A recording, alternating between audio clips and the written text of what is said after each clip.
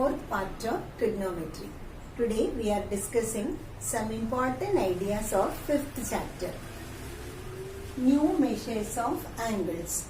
We are talking about two new measures, that is sine of an angle and cosine of an angle. Look at this triangle ABC. I have marked 90 degree, 45 and 45. We have already studied a triangle with angle measures 45, 45, 90 will have sides in the ratio 1:1:√2. Now we are going to write about sine of an angle. Sine of an angle, in short, we write it as SIN. So, with respect to this angle B, sine of an angle is equal to opposite side by hypotenuse. So, here we can say sine B is equal to opposite side is AC, isn't it? So, we can say sine B is equal to AC by hypotenuse. Hypotenuse is BC. So, we can write sine B is equal to AC by BC.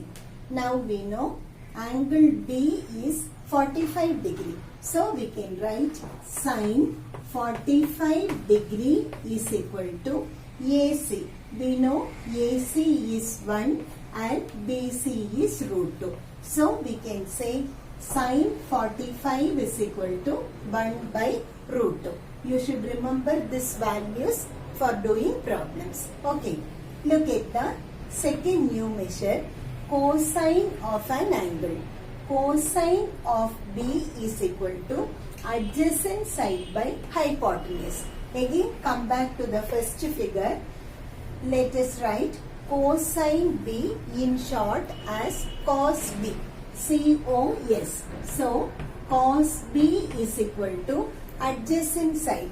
With respect to this angle B, AB is the adjacent side, BC is the hypotenuse. So, we can write cos B is equal to AB by hypotenuse is BC. Okay. Now, again we know angle B is equal to 45 degree. So, we can write cos 45 degree is equal to AB. We have 1. So, we can write 1 divided by BC is √2. So, what did you understand?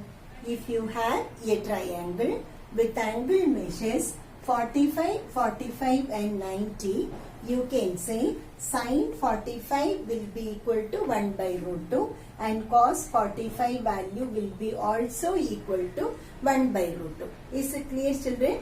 Now come to the second figure.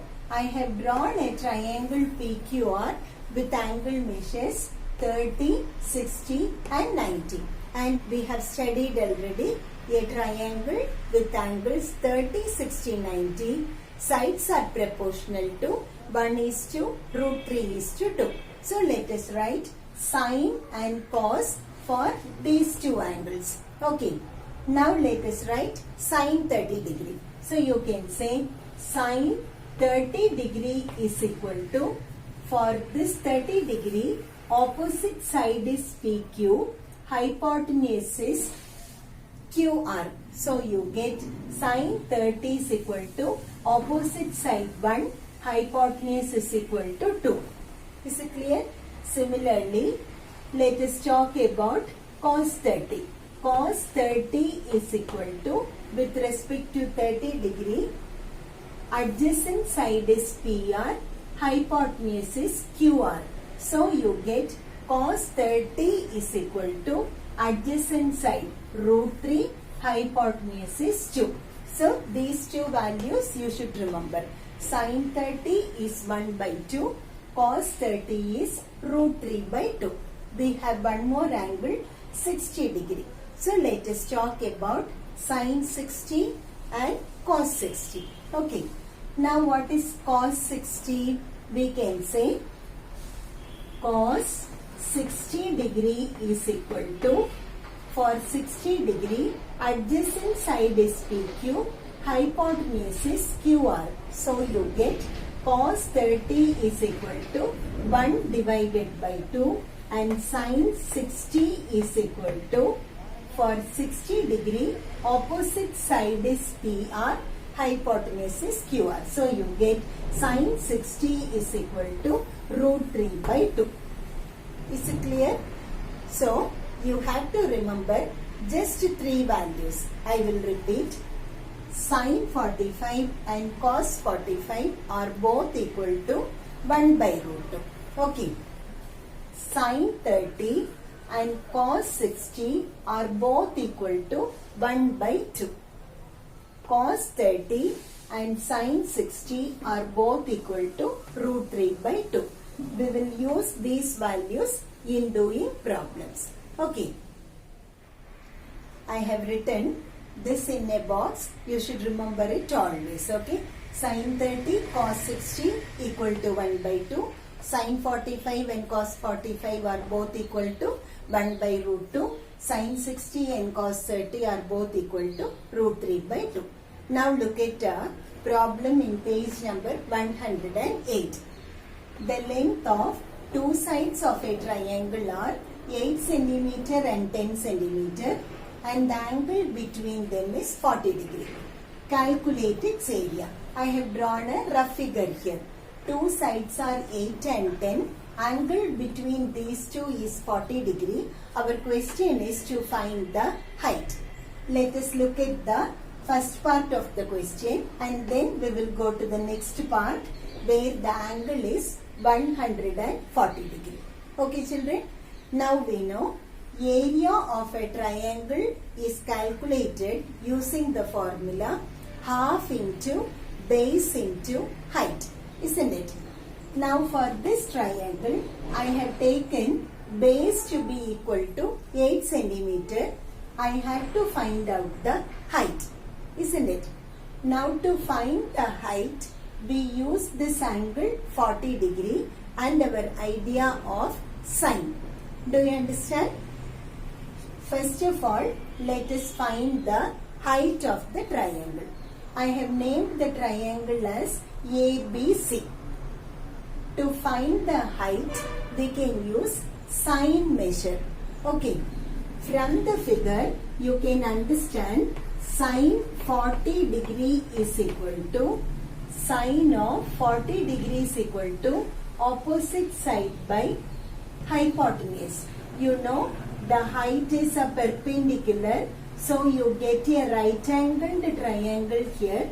So to get sine of an angle, we use the formula sine 40 is equal to opposite side by hypotenuse. So I will get h divided by hypotenuse is 10. Okay.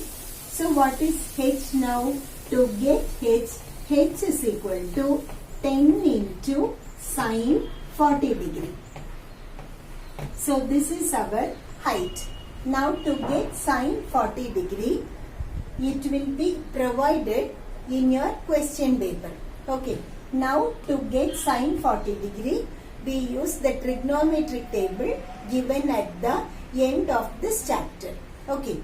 Now we have to substitute sine 40 degree, multiply it by 10 so that you get the height. Okay. Sine 40 is equal to 0.6428. So we get 10 into 0.6428.